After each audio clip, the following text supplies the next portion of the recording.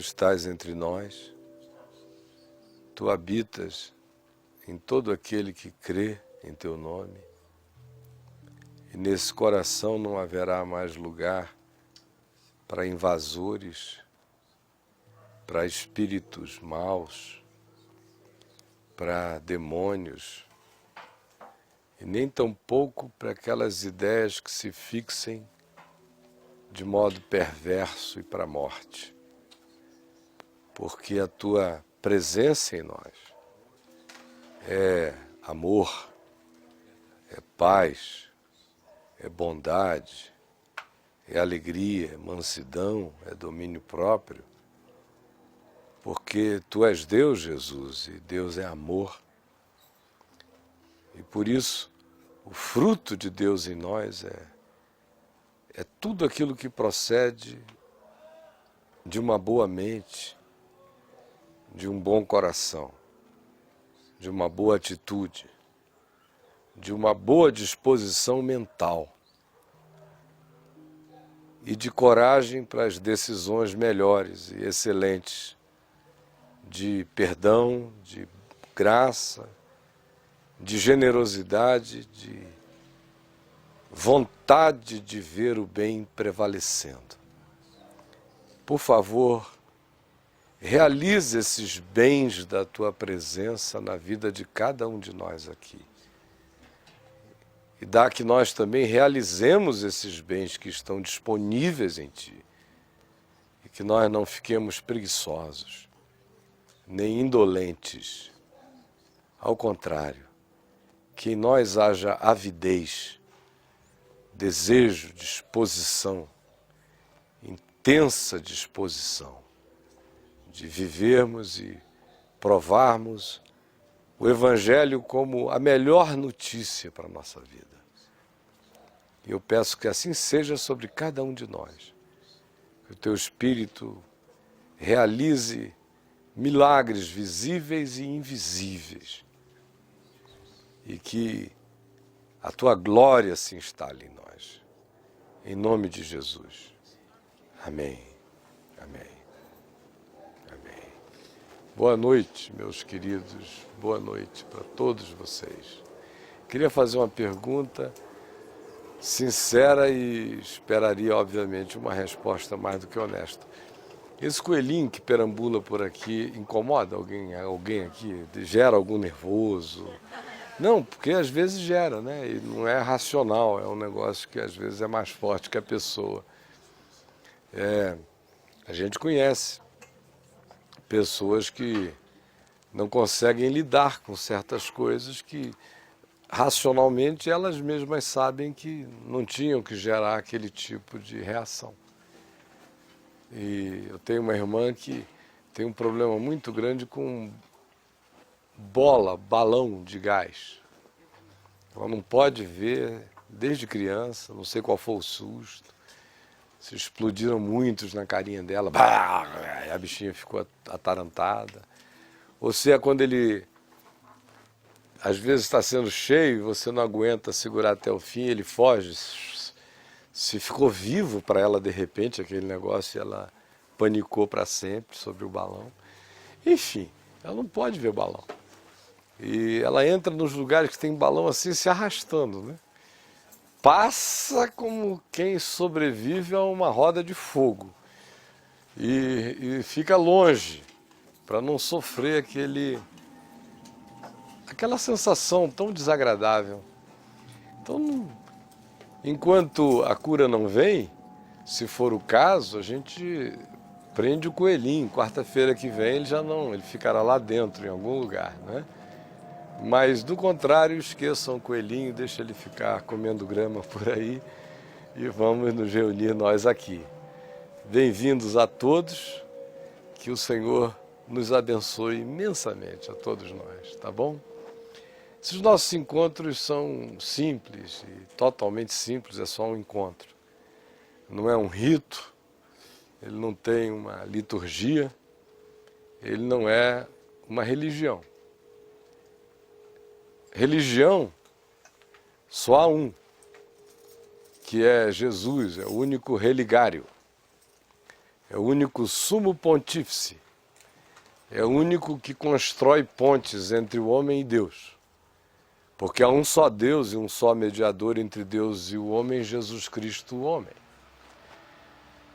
Então, se Jesus, que seria a religião, não é, porque ele não disse eu sou a religião, ele disse eu sou o caminho, a verdade, a vida, então não há nenhuma razão para nós sermos religiosos, justamente porque nós estamos ligados em Deus.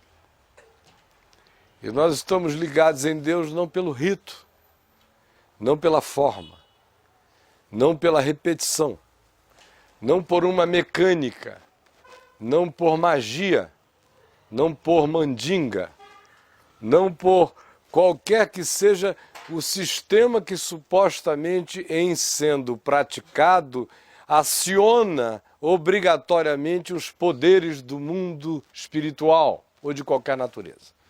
Não. Se Deus é amor, e Ele é, não existe mandinga, não existe sistema, não existe matemática, não existe nenhum diagrama, não existe coisa alguma, porque se Deus é amor, só vale o encontro, só vale o amor, só vale a entrega, só vale a fé, só vale a confiança, só vale a sinceridade. Se eu pudesse usar essa palavra, convertendo-a numa palavra boa, a palavra magia, eu diria, fugindo e desarraigando-a das suas raízes, que não dizem o que eu vou fazê-la dizer agora, eu diria que a verdadeira magia, de fato, nessa coisa toda é simplesmente o encontro no amor de Deus. Aí explode tudo dentro da gente. Aí você descobre aquilo que o profeta Isaías disse. Estando vós ainda falando, ele já dirá, eis-me aqui. Vocês não vão nem começar a orar, e ele vai dizer, estou presente. Ele vai ser, adiante de vocês, o tropel, atrás de vocês a glória, sobre vocês o teto impenetrável. E aí, a gente começa a entrar naquele ambiente definido, imutável, de uma comunhão com Deus, que se baseia exclusivamente na fé e na confiança, sabendo que Deus é Espírito, importa que os seus adoradores o adorem em espírito e em verdade, sabendo que Deus é amor, e por isso sabendo que a obediência ao mandamento de Deus é amor. Não tem nada misterioso acerca disso. Está dito. Poderíamos ir embora para casa. Este é o Evangelho. Quem conseguir discernir a simplicidade esmagadora dessas palavras e colocar em prática a simplicidade dessas declarações, não tem mais nada a perguntar a ninguém, tem apenas vida para viver. A questão é que não só nós demoramos para sempre para entender, como também, uma vez entendido, nós em geral demoramos mais tempo ainda para nos dispormos a praticar. E quando nos dispomos a praticar, em geral, elegemos alguns álibis ainda para atrasar a prática, perguntando-nos qual é a doutrina certa acerca disso. Quem diz a palavra verdadeira sobre isto? E aí a gente começa a deixar a simplicidade do que Jesus disse, sem necessidade de grandes interpretações. E enveredarmos-nos por um labirinto absolutamente pernicioso e perverso, de dúvidas religiosas, de doutrinas sem fim, de perquirições malignas, apenas para atrasarmos a simplicidade das decisões óbvias. Que a verdade é simples, como o amor é simples. É tão simples quanto a resposta de Jesus ao homem que a ele perguntou: quem é o meu próximo? Para de novo afastar-se da questão verdadeira da prática do amor. Quem é o meu próximo? Aí Jesus disse: decide quem é.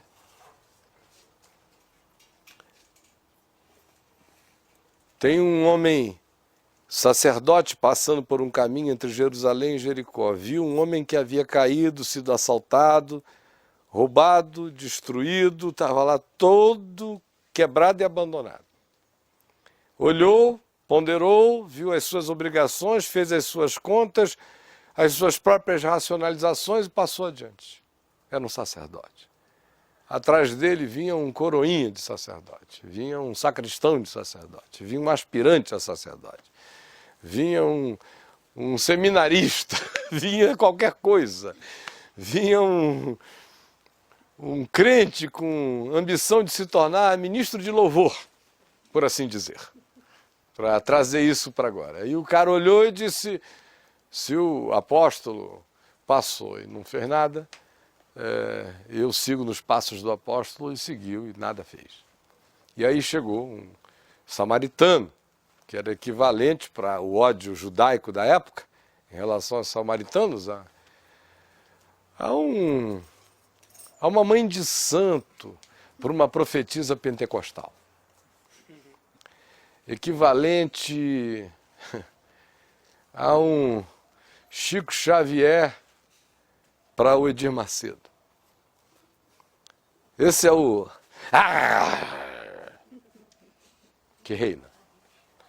Sem falar que 19 anos antes, desculpa, quando Jesus tinha 19 anos, e agora ele está contando isso próximo de 33, 12 anos antes, 13 anos antes, ele tinha acontecido em Israel um fato chocante. Um samaritano louco, surtado, tinha invadido o templo de Jerusalém e jogado ossos humanos lá dentro, cometendo um sacrilégio para os judeus.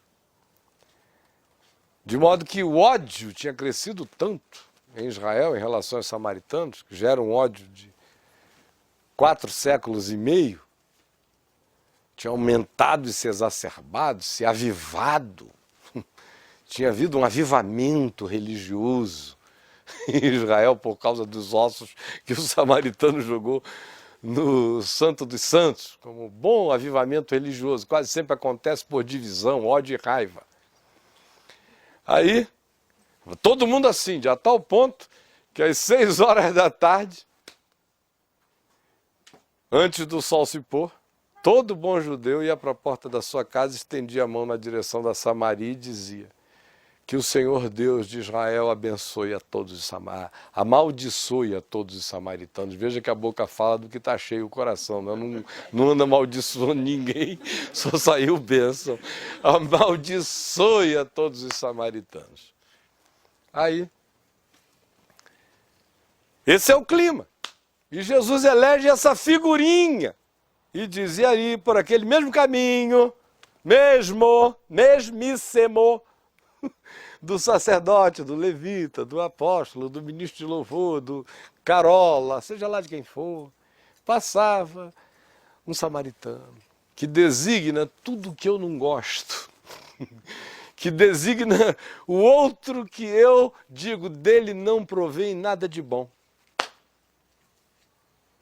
E Jesus me coloca nesse lugar visceral de constrangimento.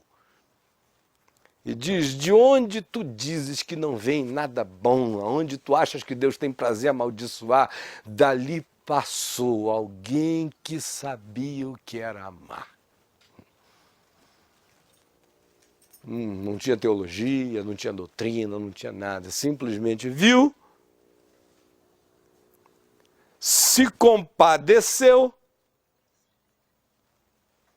meteu a mão no bolso e ajudou como pôde. Ou, no caso dele, muito mais, colocou o indivíduo no seu jumento, no seu animal. E foi puxando o animal com o indivíduo até uma estalagem. Lá botou o indivíduo, cuidou dele, pensou-lhe as fitas, tratou dele todo. Os socorros já começaram na rua. Respiração boca a boca. O cara estava com tudo, pegou, fez, levou, e quando viu que tinha que prosseguir, não podia esperar para sempre até que o homem se recuperasse, ele adiou todos os seus negócios, deu prioridade à vida. Aí ele chamou o dono da estalagem e disse, olha, está aqui um dinheiro, estou deixando, para pagar tudo que ele vier a precisar até o fim da recuperação. E depois, se ele ainda ficar devendo alguma coisa, pode deixar que eu volto e eu cubro tudo. Jesus voltou-se para o escriba, para o pensador, para o teólogo, para o indivíduo que inventa desculpa para não praticar o amor em fé, a fé em amor, que inventa álibis para atrasar para sempre a decisão de dizer eu quero, é isto, sem questões, sem divagações, é isto. Volta-se para esse indivíduo que representa essa escusa ao que é simples, ao que é óbvio, ao que é claro. Volta-se para esse indivíduo que também carrega o estereótipo e a construção e o conteúdo de todas aquelas pessoas que fazem o possível para falarem tanto de Deus que não precisem prová-lo, para lerem tanto sobre Deus que não lhes sobre tempo para vivê-lo, que teorizem tanto sobre fé que não a pratiquem, que criem tantas ONGs sociais que os afastem de fato da realidade que eles dizem tentar coibir. Enfim, todas essas construções que nos habitam e esse indivíduo que faz essa pergunta, Jesus, quem é o meu próximo, simboliza essa vontade de uma discussão sem fim para atrasar para sempre o viver. E pergunta, quem é o meu próximo? É a esse que sou eu, que é você, que é esse cara que fica aprendendo, aprendendo, aprendendo, sem jamais chegar ao conhecimento da verdade, é que Jesus espreme contra a parede, coloca como uma barata contra a esquina do universo com o dedo polegar de Deus encostado no meio do peito da baratinha e diz, quem é o teu próximo? Quem é que tu achas que é o teu próximo? Quem é que é o próximo do homem que caiu na mão dos salteadores no caminho entre Jerusalém e Jericó?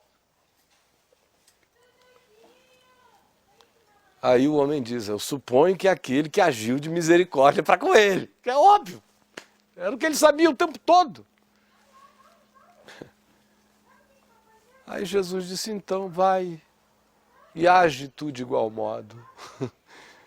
Transforma o amor em prática. Não em discurso, não em encontro de contas, não em racionalizações, não em queda de braço, ou em qualquer uma dessas coisas. Pratica isso. É difícil? É. Porque a nossa natureza é perversa, é egoísta, é mesquinha, é hedônica, é autogratificante o tempo todo, é preguiçosa, é indisposta ao bem, é omissa, é extremamente escorregadia, é fantasiosa, ama aquilo que faz a pessoa sentir psicologicamente um alívio por aquilo que lhe possa ser uma dor, ou uma preocupação, ou um constrangimento, seja lá o que for, mas que não produz de fato solução nenhuma. São só paliativos na subjetividade. Vocês estão ouvindo o que eu estou falando? O que eu estou falando é verdade. Não é minha. Ela me esmaga. Ela me lacera.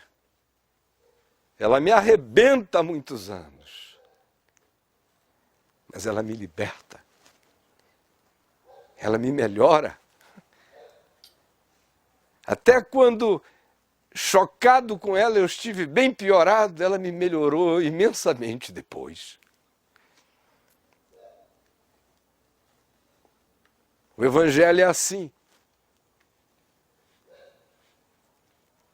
Não nos permite perguntar o que fora de nós. Não nos permite perguntar quem além de nós. Não nos permite verificações para além de nós. Não nos permite julgamentos a não ser em nós.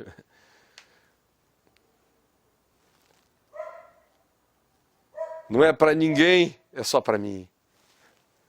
Se não for para mim, não será para ninguém a partir de mim. Mas antes de que eu seja apenas um reflexo, porque alguns parecem pensar no Evangelho apenas como pensamentos a serem aprendidos para serem transmitidos, porque não se sentiram até hoje na vida nada além de um reflexo, um espelho. Porque o tempo todo se diz que a pessoa tem que saber o Evangelho para pregar o Evangelho. Sendo que, de fato, eu não tenho que saber o Evangelho. Eu só tenho que ser alcançado pelo Evangelho. Eu só tenho que crer no Evangelho. Eu só tenho que dizer o Evangelho é verdade. Eu só tenho que dizer eu quero para mim. E eu só tenho que ter a disposição de trocar as decisões da hostilidade pelas da bondade, as da omissão pelas da ação solidária, as da fanfarrice pelo silêncio efetivamente produtivo, a da falastronice pela decisão do toque, do fazer, do realizar. E muito mais do que isso, altera completamente a perspectiva em nós, porque não nos coloca naquela situação do indivíduo que fica dizendo agora eu aprendi uma informação para transmitir a outros, porque quando o indivíduo de fato é atingido pelo Evangelho, ele logo vê que o Evangelho não é uma informação, é vida. Tem nada a ver com a sua inteligência, com o seu QI, nem com o seu QE.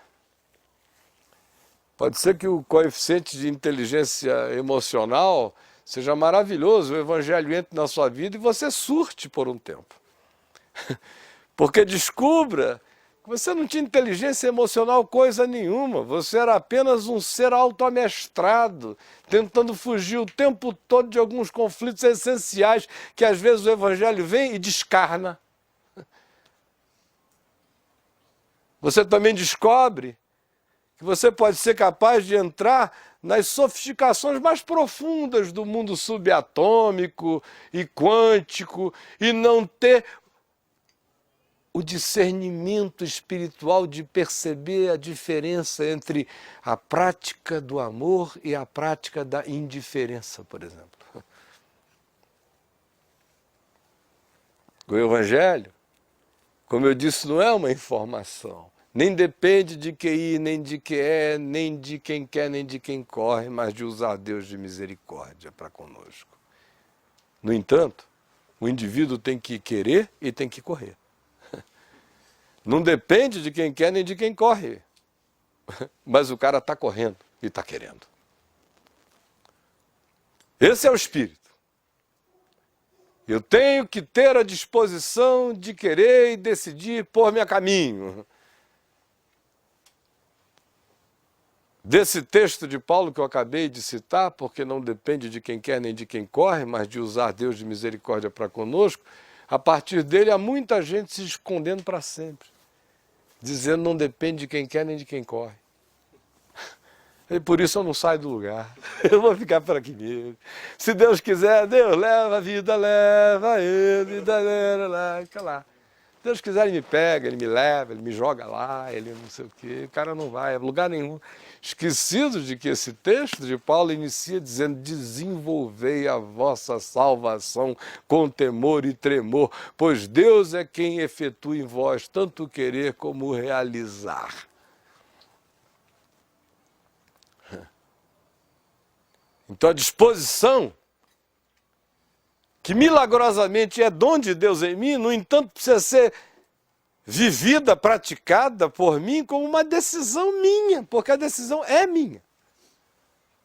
Ainda que seja Deus energizando o meu desejo, mas Ele diz, não compete você saber aonde é que eu entro, aonde é que você está, ou se eu estou no processo inteiro e você faz parte dele, não interessa. Se você diz eu, então decida.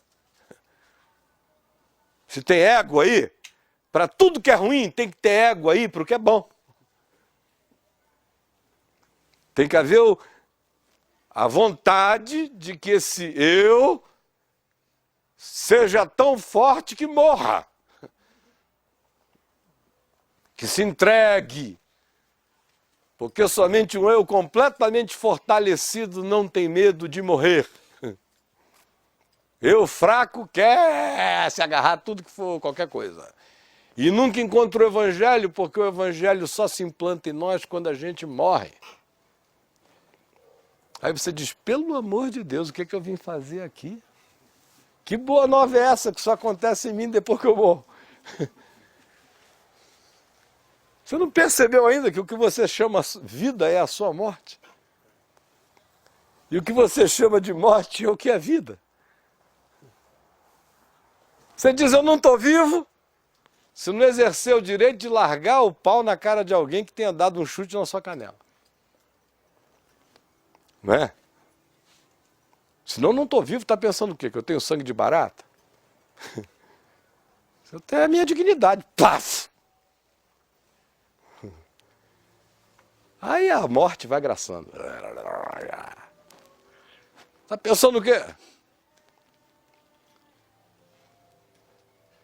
Jesus convidou você para a vida, mas aos nossos ouvidos, esse convite de Jesus soa como morte enquanto a gente está morto.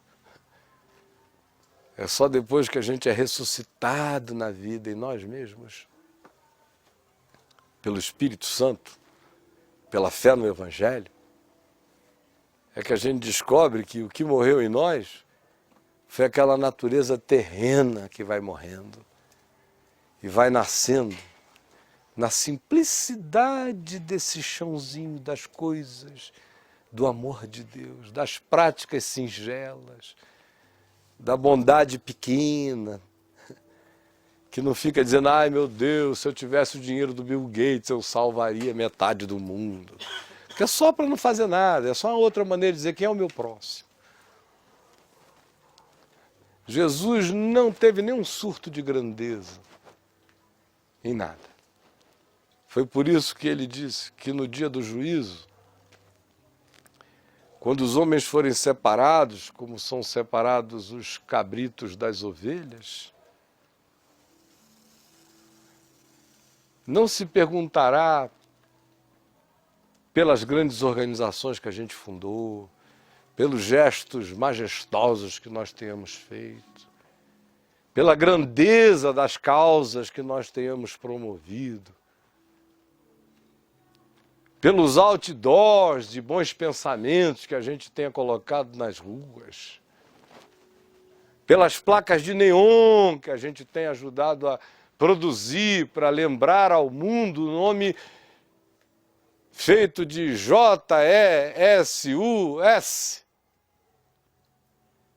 que é o nome de algum Jesus em Neon por aí, em Neon por aí. Só isso. Não.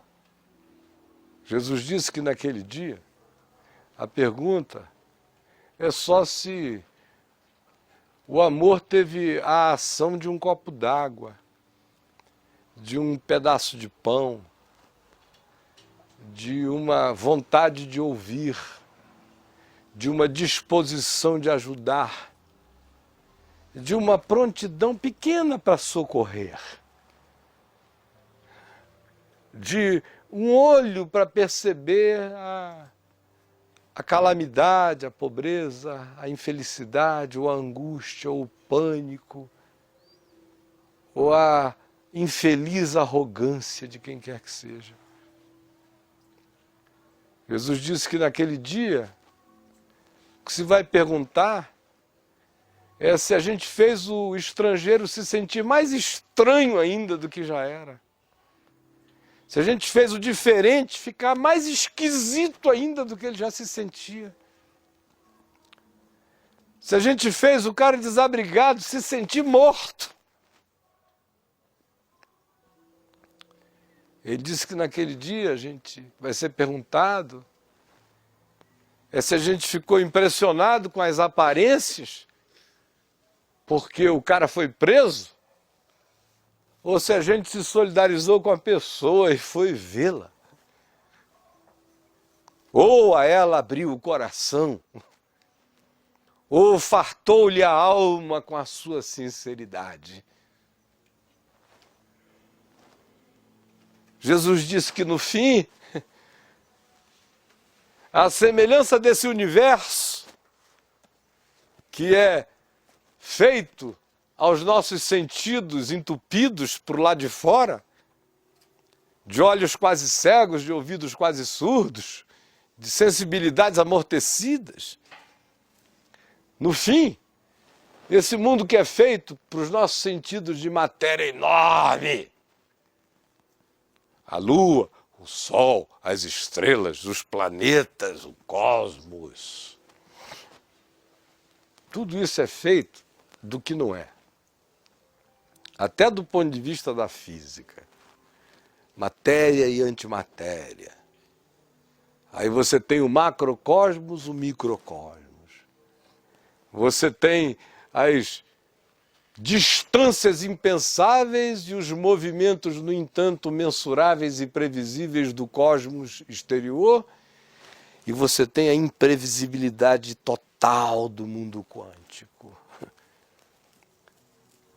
Porque tudo obedece o mesmo padrão, porque essa coisa imensa que se funda nessa indiscernível aos sentidos e que praticamente não é. Assim também, as grandes realidades espirituais aos olhos de Deus são feitas das nossas migalhinhas, das nossas paradinhas no caminho entre Jerusalém e Jericó, da nossa disponibilidade de tirar as blindagens, as defesas, e nos abrirmos e tentarmos nos sentar no lugar do outro e ver a vida pelo olhar dele e tentarmos colocar o sapato dele e entrar ali e dizer, meu Deus, como será estar ali agora, nesse estado? Ele não precisa ser um mendigo lá da esquina, às vezes é uma pessoa muito chegada, que porque é tão chegada a gente acaba ficando distante demais.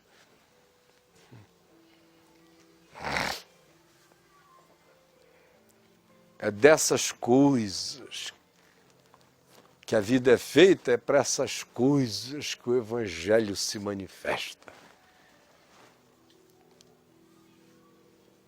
Aí você diz assim, para que eu vim aqui hoje à noite? Para quê? Pensei que ele ia fazer alguma coisa. Nem a Bíblia o homem leu ainda. Eu vou ler a Bíblia agora. Vai terminar em 5 minutos. Tirou das terras de Tiro e foi por Sidom até ao mar da Galileia, através do território de Decápolis.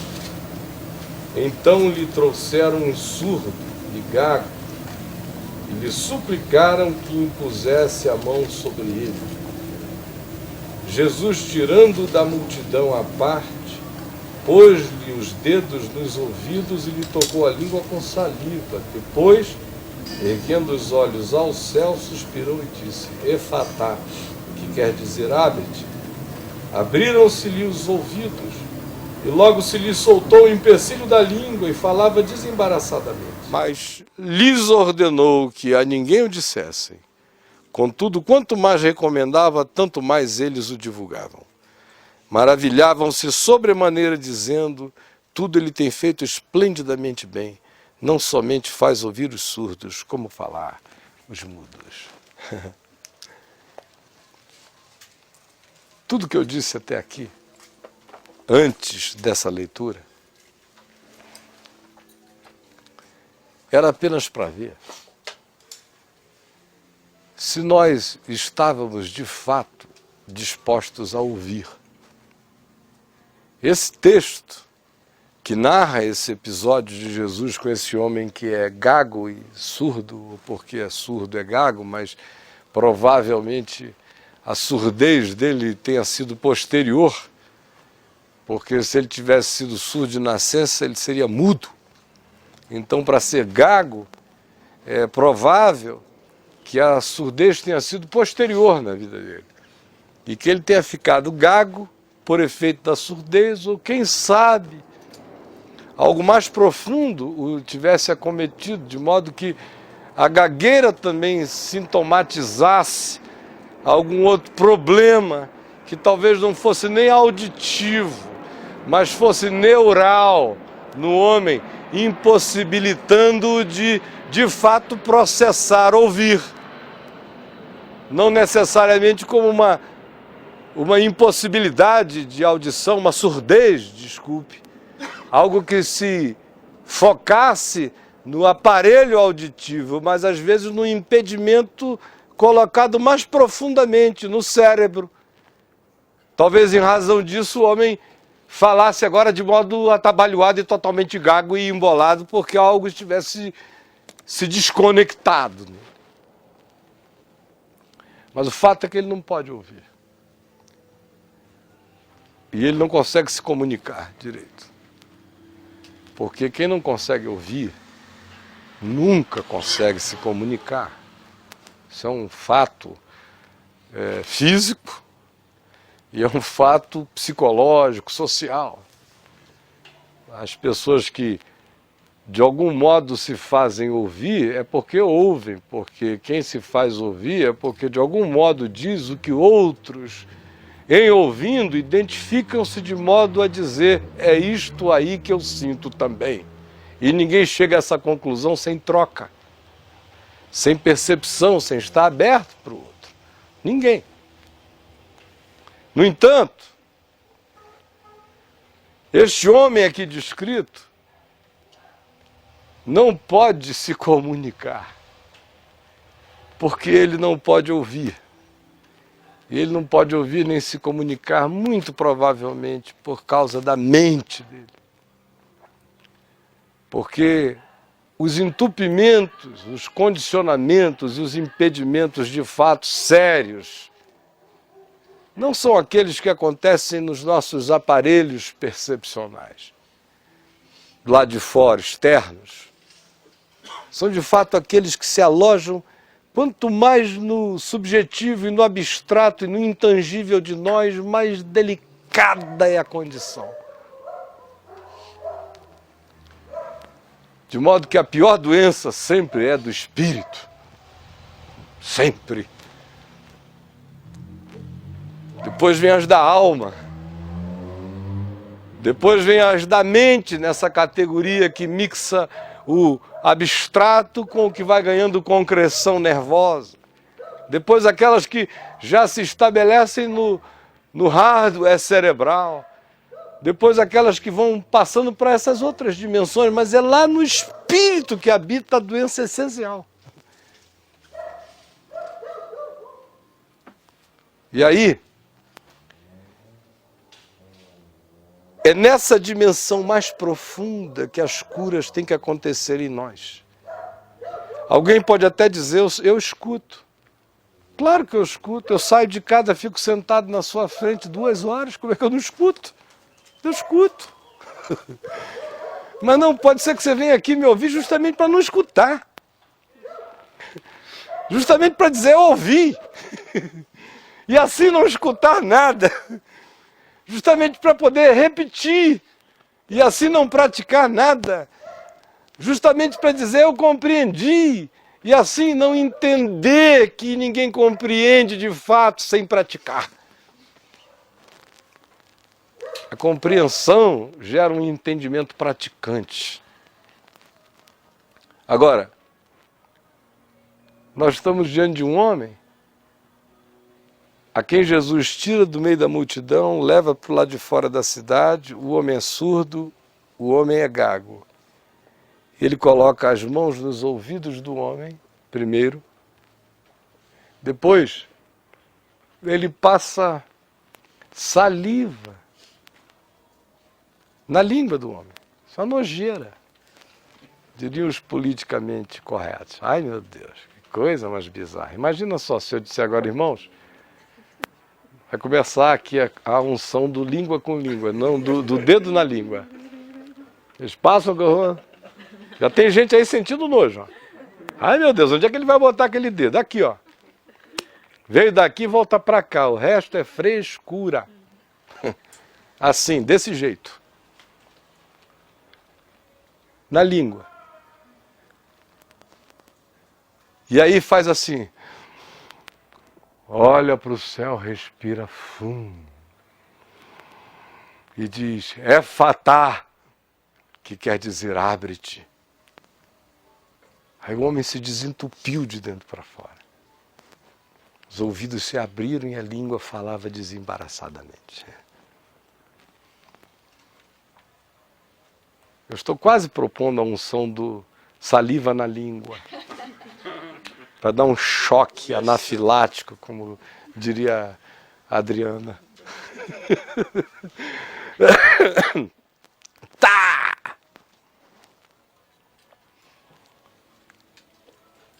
No entanto,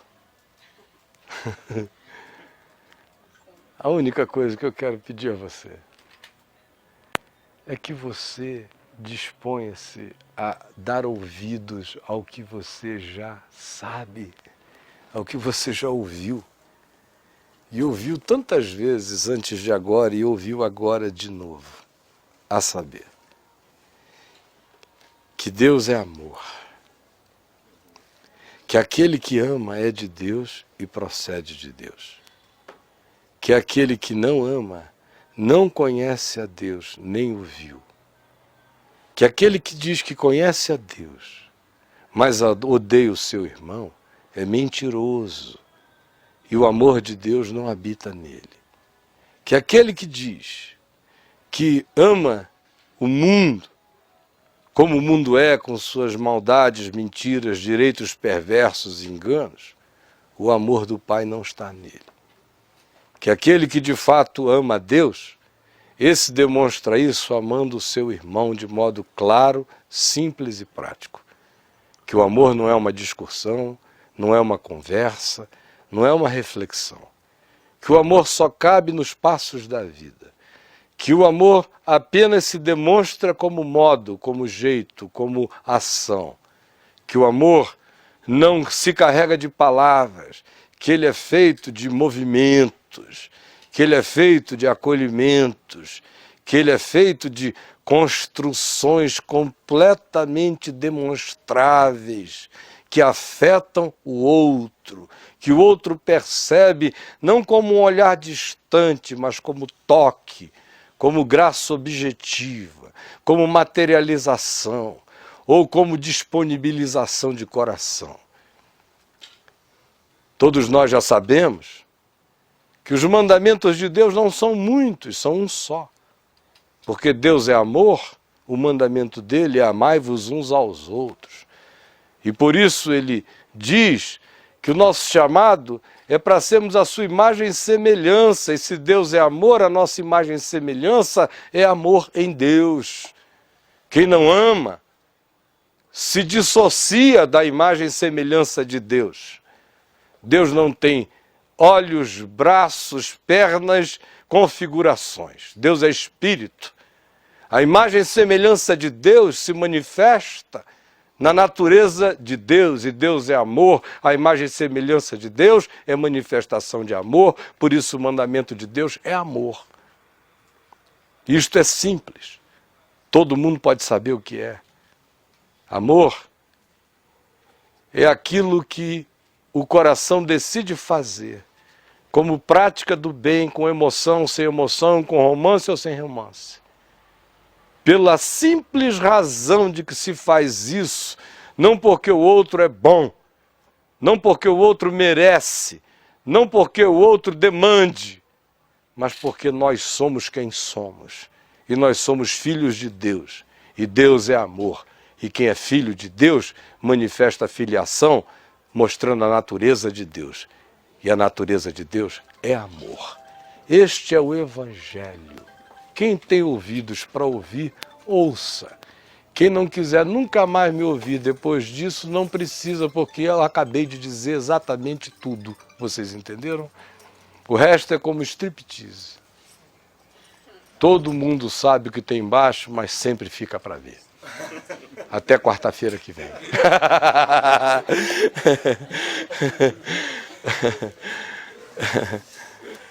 Olha só. Ninguém quer levantar. É? Olha só, gente boa e amada de Deus. Oi? Mais 2 horas para falar. Amém. Que bom.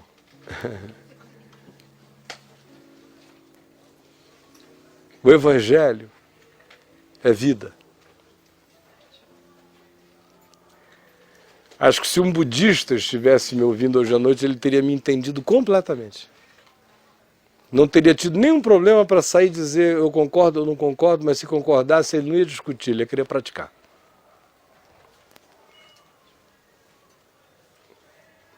E ele não ia nem perguntar quais eram os exercícios. Ele ia saber que o exercício é a existência, que ela é repleta de exercícios.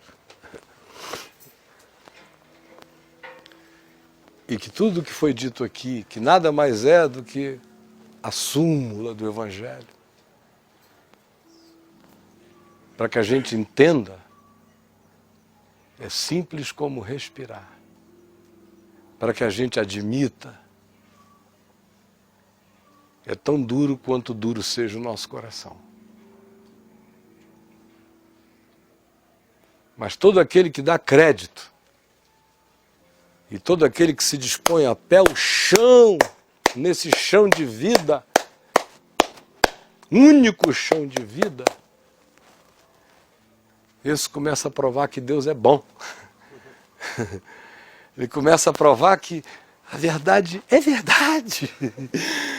Ele precisa provar que a fraqueza é poderosa e que a graça é melhor do que a vida.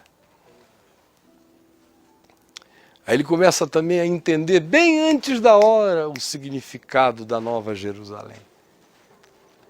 Essa cidade que um dia virá ataviada como noiva do céu para a terra. E que é quadrangular, não tem telhado, onde corre o rio da vida, onde está a árvore da vida que dá 12 frutos, um em cada mês do ano, e que as suas folhas são para a cura dos povos. Aonde João diz que andou e não viu santuário nenhum, porque a Nova Jerusalém não tem templo, não tem primeiro templo, segundo templo, terceiro templo, não tem sinagoga, não tem igreja, não tem catedral, não tem mesquita, não tem coisa nenhuma. A Nova Jerusalém é a teia de deuses religiosos. E João disse, eu andei e não vi nada, eu só vi o seguinte, que as portas eram abertas para todo lado. Não tinha desculpa. Se o cara dissesse, estou chegando do norte, lá de dentro gritariam bilhões de Pedros, Joões. Zenões, qualquer coisa, dizendo, tem 4 no norte, ou tem 3, entra pela do norte, tem 3 no norte. Se o cara chegasse e dissesse, estou vindo pelo leste, ele diz, tem 3 no leste, tem porta para todo lado, entra, meu irmão, porque muitos virão do norte, do sul, do leste, do oeste, do oriente e do ocidente, tomarão lugar à mesa, pode entrar. E os doentes são sarados porque o lixo da cidade santa, as folhas da praça, cura o mundo. E lá não tem conversa de quem é Deus, todo mundo sabe. E todo mundo fica sabendo porque está dentro, porque entrou. É por causa do Cordeiro. Lá só se diz que a luz do Cordeiro brilha sobre tudo e sobre todos. Lá eu não vi santuário, porque a luz do Cordeiro é o santuário. É desse Cordeiro de Deus que tirou o pecado do mundo e reconciliou o mundo com Deus na história e que já tinha feito isso por toda a criação antes que houvesse mundo. Que se nos revelou como Jesus de Nazaré. Ele é o Cordeiro que nos salva de todas essas mazelas. E lá é o lugar onde as pérolas não estão nos colares, mas nas maçanetas das portas. O ouro não está guardado num cofre, mas é calçada, é asfalto. Onde as ordens são invertidas. Aí o indivíduo começa a entender que a Nova Jerusalém pode descer hoje, que eu sou a terra, que ela pode chegar para mim, que quando eu digo seja feita a tua vontade assim na terra como no céu, eu estou dizendo venha a Nova Jerusalém e habite em mim. Habite em mim. É tudo simples assim. O diabo somos nós.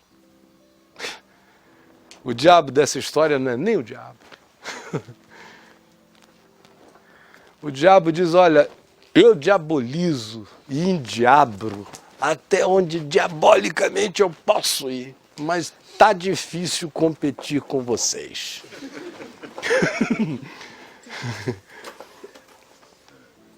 O diabo já está até criando uma seguradora. Está criando um plano de proteção. Para os humanos, porque ele diz, eu tenho que faturar nessa tragédia, né? Essa moçada se destrói mais rápido do que eu consigo preparar covas. Nós estamos sendo pródigos em maldade, em estupidez, em alienação, em nos deixarmos levar assim como seres, como águas vivas, sabe água viva? Esse monte de água viva, sabe?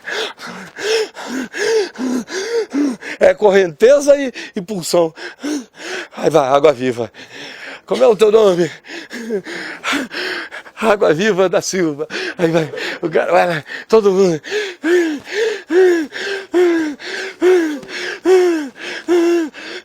Água viva. Só água viva. Pare com isso, meu irmão.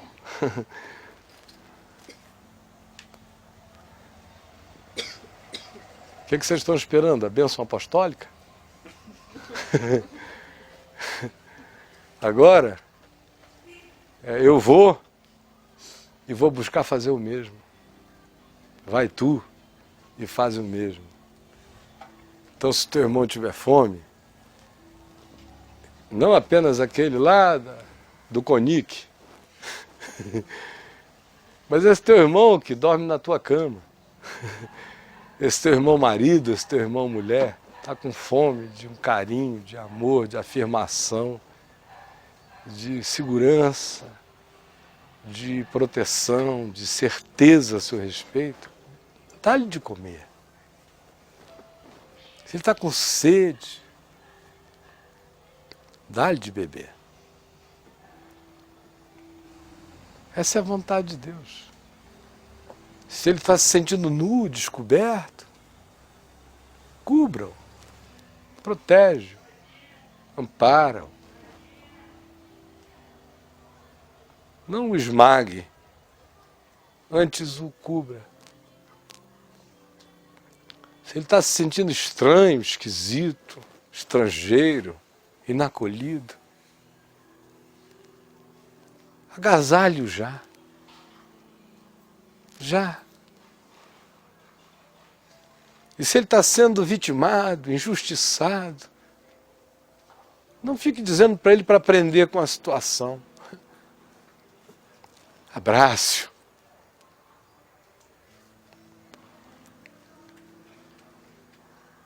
E no pior dia da vida dele, não esconda o rosto dele. É milhões de vezes preferível que você não vá a nenhum dos dias de alegria dele, mas que você não falte no dia da calamidade dele. E aprenda a partir de você mesmo. Como é que você tem que tratar os outros? A menos que você seja um masoquista, que adore apanhar, que adore entrar no cacete, que adore ser traído, que adore ser enganado, que adore ser não percebido propositalmente, ignorado. Se é isso que você gosta para você, então fique à vontade, faça isso para os outros. Agora, se você diz que é mal quando fazem assim com você, e se você magoa, e se você fica triste, se você se deprime, então, pelo amor de Deus, não trate ninguém do modo como você detesta ser tratado. Jesus disse que esta declaraçãozinha simples que eu acabei de fazer aqui resume toda a lei de Moisés e todos os profetas juntos. Essa pílula. Porque o que quereis que os homens vos façam, fazei vós antes também a eles. Esta é toda a lei, os profetas. Moisés escreveu 5 livros, diz a tradição. Ficou reduzida essa declaração. Todos os profetas.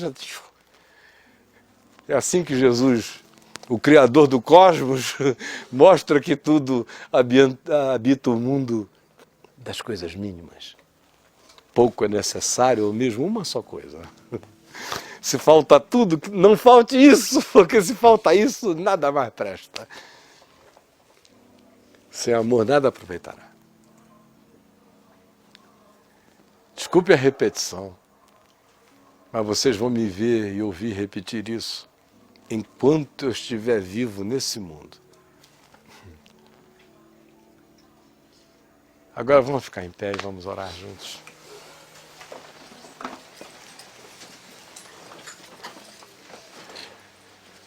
Tome a decisão de sair daqui, não dizendo que você vai se filiar a um partido político mais solidário da cidade, ou vai entrar para um sindicato e vai militar numa causa mirabolantemente grande.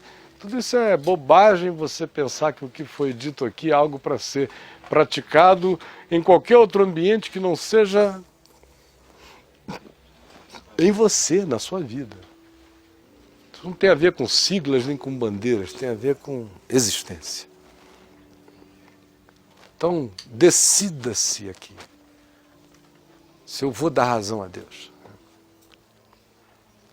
A nossa netinha, Helena, última vez aqui em casa, ou penúltima, eu estava contando a ela alguma história, não me lembro dos antecedentes exatos.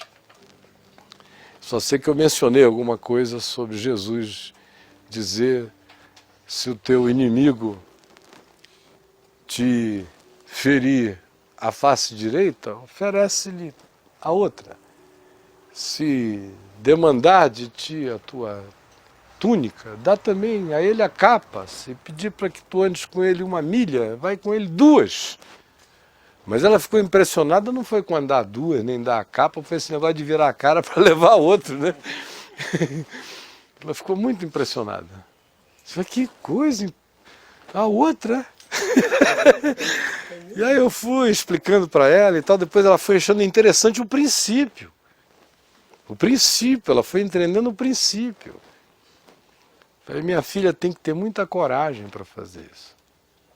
Eu estou te falando isso porque eu sei que é fácil meter a mão na cara de um cara. É a coisa mais fácil que tem. Eu passei a infância, a adolescência, a primeira juventude atropelando. Assim, brá, puf, tá, esse é que é fácil. O duro, meu Deus, quando eu encontrei Jesus, eu pensava assim, Senhor, que houvesse momentos de suspensão, de licença, de permissão, para arrebentar um braço, para destroncar um pescoço, para um negócio desse assim. E aí, eu lá cheio dos jiu-jitsus, me converto. Tudo tinindo. Estava vindo lá da Academia Grace, um ano ali com Hollis Grace, Reison Grace, Carson Grace, tava que era um negócio. Aí me converto. E todo mundo que eu tinha batido antes agora diz, ai meu Deus, será que esse cara...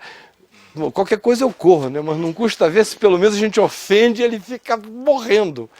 Era ofensa para lá e para cá e não sei o que, e provocação. Às vezes eu ia nos ambientes mais distintos, encontrava do nada, era coisa do diabo, do nada. Do nada, tem lugares onde não me conheciam, na beira do rio, entregando, autuando um navio que estava ilegal em relação à prefeitura e eu novinho estava trabalhando lá na fiscalização e aí fui autuar lá na beira do rio, de repente um indivíduo que em circunstâncias normais jamais iria partir para dentro daquele jeito, quando eu vejo lá vem ele. Ah, mas os meus instintos se afloraram, eu digo, aleluia, essa é tão rápida que eu não vou ter nem desculpa depois, é uma oração que eu vou fazer a posteriori. Senhor, perdão por ter quebrado ele, mas é que não deu tempo. Sabe aquela desculpa perfeita? Mas na mesma hora eu digo, não, quem pensa isso, para aqui. Aí eu digo, você não vai fazer isso comigo, mas se quiser pode bater, porque você vai descobrir um indivíduo que tem tão pouco medo, tanta segurança de que se quisesse fazer o contrário, que meu amigo, pode bater. Mas bata com vontade. E eu nunca encontrei um para iniciar a primeira, graças a Deus. No entanto, ela gostou do princípio. Quando eu disse a ela, bater em alguém é muito fácil, o difícil é ter a coragem de não revidar, para que você não fique escravo do outro. Porque se você revida, você deu a importância absoluta à ação do outro, a ponto de que ele tenha ganho o poder de desviar você do seu caminho. A ponto de constranger você a se tornar outra pessoa, outra coisa, a escolher um outro mundo, a entrar numa cova, a meter a mão no buraco peçonhento, só porque ele beliscou você, você se atola junto com ele.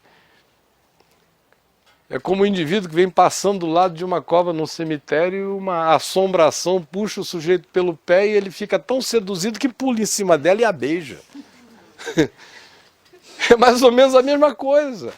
É um impulso necrófilo. O cara está sendo chamado para a morte e diz, eu quero, eu não resisto, eu vou dar de volta. A morte me serviu, eu vou servir a morte. É exatamente isso que a gente faz quando a gente embarca em tudo que a gente embarca. O Evangelho quebra esse paradigma, dá a você consciência e poder para dizer, não, eu estou entendendo esse jogo, essa coisa aqui vai me fazer ter uma sensação imediata de que eu gritei, me impus, mas depois isso vai gerar as consequências mais desgraçadas, é ódio, é raiva, é amargura, é tristeza, é suspeição, é estilhaço de confianças, são machucaduras afetivas, são palavras ríspidas, são ecos nas memórias, é mal lá, é mal em mim, é mal em todos. Vai forjando em mim uma atitude, vai me tornando um ser estranho, vai me desconstruindo. O Evangelho veio para quebrar isso. E a gente não está só nisso. Jesus disse que Ele habita em nós, que o Espírito dele está em nós. Se a gente o invoca e a gente começa pela fé a praticar a palavra dele, o Espírito dele, ele disse que o Espírito Santo cresce em nós. Isso tudo vai começando a se tornar prazer. Você vai tendo prazer. Prazer em fazer como Jesus diz que tem que ser. Aí dá alegria. Os mandamentos não são penosos. Eles são libertação. Você caminha cada vez mais livre. Cada vez mais sem neuroses, sem paranoias. Você não tem inimigos. Os caras são inimigos de si mesmos. De você não, você está livre. Você entra, você sai, você volta. Você abraça, você beija, você chega, você é você. Você não é hipócrita. Hipócrita é simplesmente o outro que projeta para você o que gostaria que você desse de ruim a ele, para ele se alimentar da sua raiva, crescer no seu ódio, voltar para você com mais maldade ainda, e encontra você despido disso tudo, tratando tudo com amor, fica tão pitbull que diz hipócrita. Hipócrita significando, você tinha que estar me odiando como eu te odeio, desgraçado. Mas você está livre. Isso não é um seu problema. É chamado para fazer o bem, fazer a sua parte, porque cada um vai ser julgado conforme as suas obras. São minhas e de mais ninguém. Vamos orar? Senhor Jesus, aqui está o Evangelho, simples como essa brisa, gostosa, suave, cheia de vida, de alívio, de frescor. Eu quero pedir que o Evangelho da vida, que a boa nova de Jesus, que essa palavra que é caminho de vida, se fixe em nós. Que a gente tenha prazer nela. Que a gente se aferre a ela com todo o nosso ser. E que nós desejemos praticá-la mesmo. Nas coisas pequenininhas e crescentes. Por favor, coloque em nós essa vontade. Naquele que tem vontade, fortalece-a. Para o nosso próprio bem, para que o Evangelho não seja uma informação, seja a realidade na qual nós estejamos sendo formados. Que ele seja a nossa sandália, que nós nos calcemos com a sua preparação todo dia, andando nele, para que a nossa vida percorra caminho de paz, não porque não haja conflito, mas porque nós não andemos conflituados. Pelo amor do teu nome, derrama a maravilha da luz, do entendimento da palavra da vida em Jesus sobre cada um aqui. Concede a cada um o fortalecimento para que pratiquemos a palavra. Em nome de Jesus. Amém.